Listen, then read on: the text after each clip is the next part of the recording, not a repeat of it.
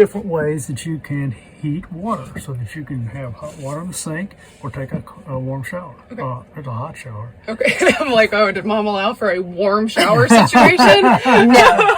So the standard way to do that is electric. So you turn that on and it'll start heating your tank. It's going to take probably 30 minutes to heat that water in the tank. Okay. But it'll heat it up. It's nice.